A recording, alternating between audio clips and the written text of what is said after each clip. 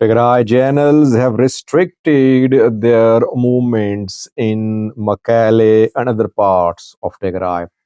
We have situation report for you from Mekelle, what is happening there. Secondly, Getachew talked about possibility of war, imminence of war between Eritrea and Ethiopia. What did he say? And lastly, an Afar Elder spoke yesterday saying Asseb is part of Ethiopia. Let's start with a new story about the Afar Elder. Who is he? What did he say? His name is Muhammad Awil.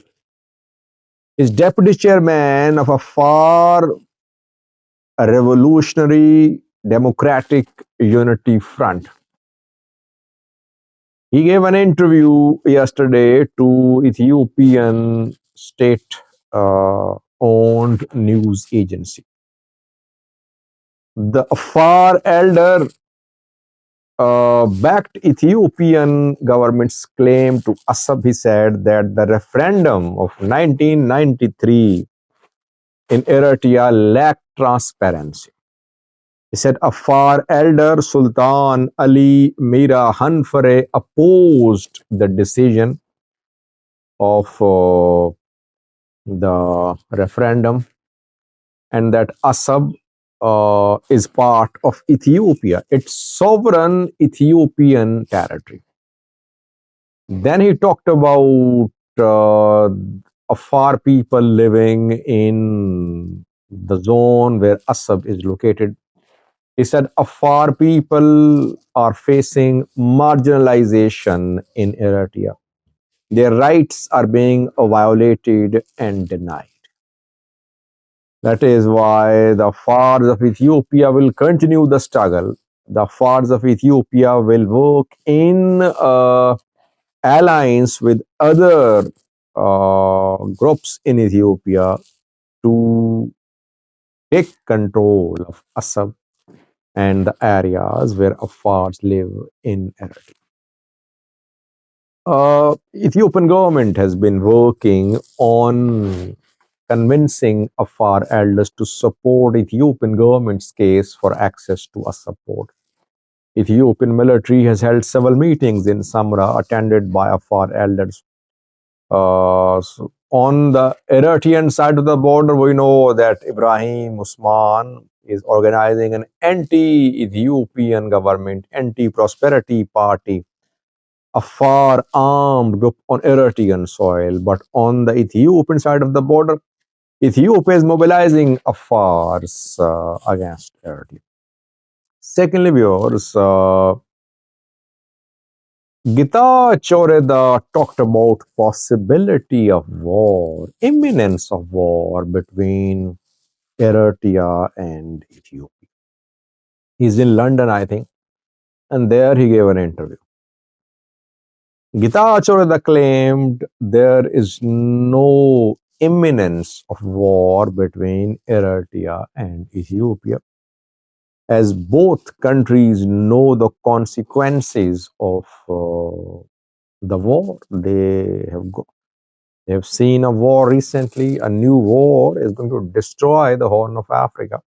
That is why there is no likelihood of immediate start of war between Eritrea and Ethiopia.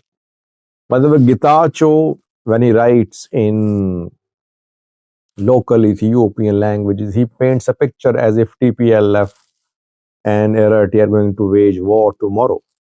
But when he gives interviews to international news outlets, then he changes his assessment. He's been warning, by the way, that these TPLF people and Eritrea are planning to wage war on Ethiopia. If they know the consequences of the war, why are they making preparations? Getachew claims they're making preparations, but there is no imminence of war because they know the consequences. If they know the consequences, why are they preparing for war? This is the question. Lastly, viewers, what is the situation in Mekelle? Several updates for you from Mekelle. I reported in a video 3 to 4 days ago that banks are partially operational in Mekelle. I said that Different bank branches had run out of cash. Why? Two reasons. Firstly, people are withdrawing cash in large numbers. Secondly, not enough cash is arriving in Tigray.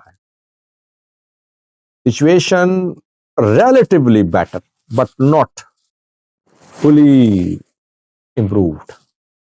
In Wakro, in Makaile, in several other towns of Tigray, still banks are partially working.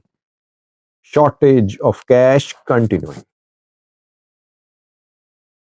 Situation of transport. Tigray, Afar transport services, which were suspended after Tigray military's attack in Afar on TPF, are still suspended. This morning, I got information from the area, and they said that Tigray Afar transport still suspended.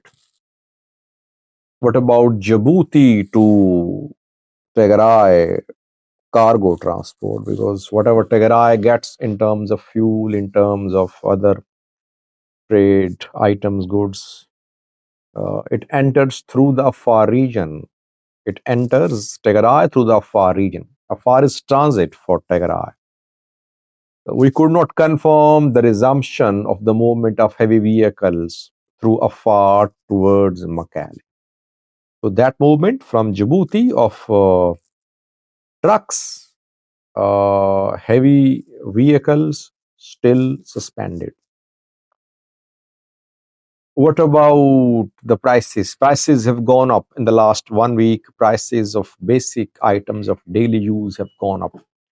The prices went up after Tigray military's attack in Afar on TPF and federal government's don't strike on Tigray fighters on Afar Tigray border. Panic spread. People thought a war was going to start, and they started buying grocery, other items in large quantities, and that led to price rise in parts of Tigray.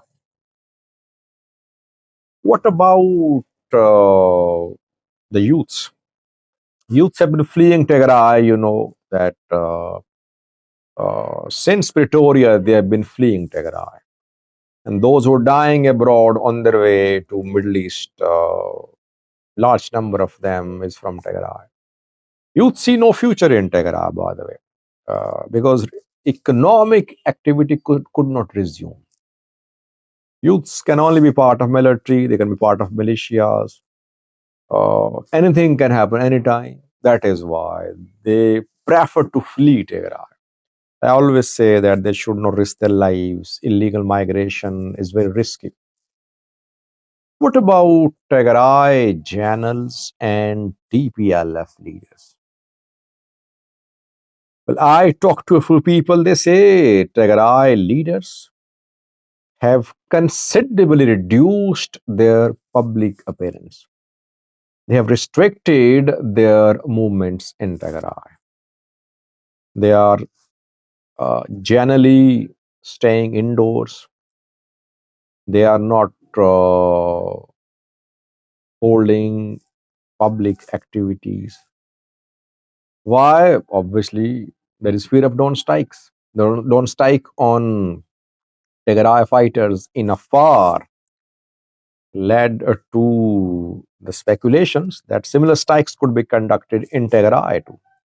And TPF people claimed 2 days ago that targets had been finalized in Tigray, and ENDF was going to start an air campaign against Tigray forces. Those were rumors, obviously, or their claims could not be confirmed.